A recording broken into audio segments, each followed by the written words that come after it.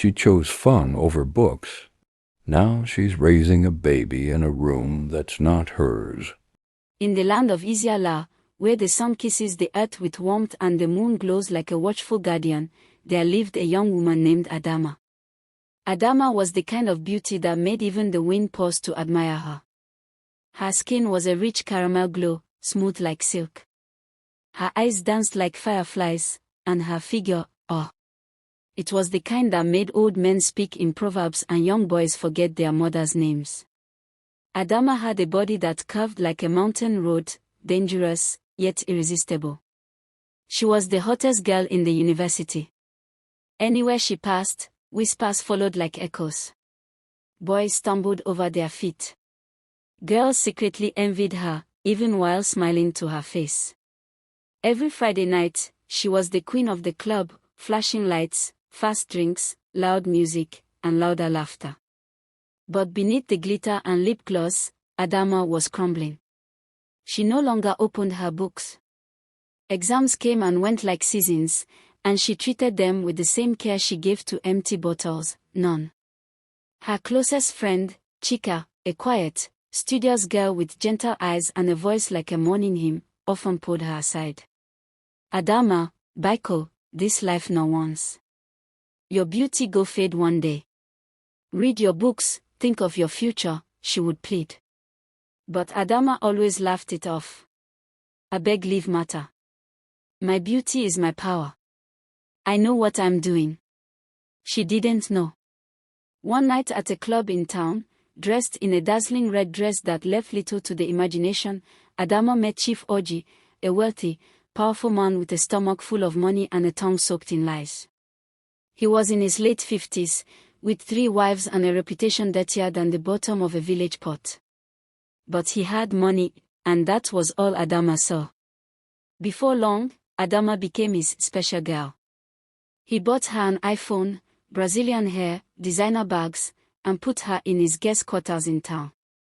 It was a small room, but it had a TV and an AC. She told herself it was enough. Until one day, she missed her period. Adama was pregnant. For Chief. She was too ashamed to return home. What would she tell her parents, after everything they sacrificed to send her to school? She stayed hidden, a secret in Chief's guest house, like a mistake locked in a cupboard. That was when everything changed. Chief started avoiding her. The gifts stopped. The food reduced. He would come home drunk and insult her. His third wife found out and came banging at her door, raining curses and throwing stones like a madwoman. Ashawo. Homebreaker. Leave my husband alone. Adama, once the hottest girl in school, now cried herself to sleep every night on a foam mattress with broken springs. When the baby came, it was a girl. She named her Ebibi, Glory, though she felt far from glorious. With tears soaking her wrapper, she finally carried her child and returned home. She stood at the gate of her father's house in the village, a shadow of her former self. Her mother saw her first, screamed, and ran to embrace her. My daughter. You have come home. Her father did not speak, but his eyes, wet and tired, held a kind of silent forgiveness. They took her in. Fed her. Loved her. Prayed for her. And slowly, Adama began to find her feet again.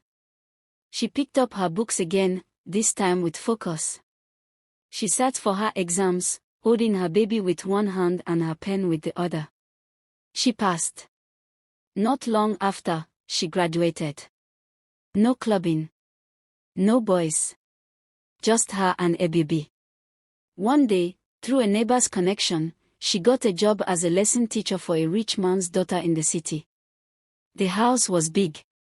The gate was taller than a giraffe.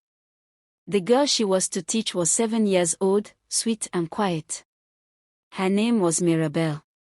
The girl's father, Mr. Kalu, was a tall, handsome man in his late 30s. He was gentle, but there was sadness in his eyes, like someone who had seen rain fall too long. His wife had abandoned them 2 years ago. Adama, dressed simply in her old but clean Ankara gowns, came every afternoon to teach Mirabelle. She was patient, kind, and filled the house with something it had lacked for years, laughter. Soon, Adama and Mr. Kolu became friends. He admired her strength. She admired his kindness. One evening, as she packed her books to leave, Mr. Kolu said softly, "You're not like any woman I've met before." Adama smiled, her eyes misty.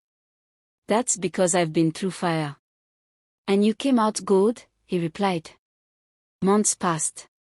Mirabelle and Ebibi became like sisters. Eventually, Mr. Kolu asked her to stay, not just as a lesson teacher, but as part of their family. They had a small wedding. Quiet but beautiful. Adama, the girl who once thought beauty was enough, now stood in front of a man who loved her not for her shape, but for her strength. Beauty may open doors, but wisdom keeps you inside.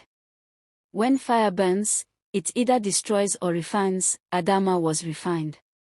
And in the ashes of her past, she built a new home with love.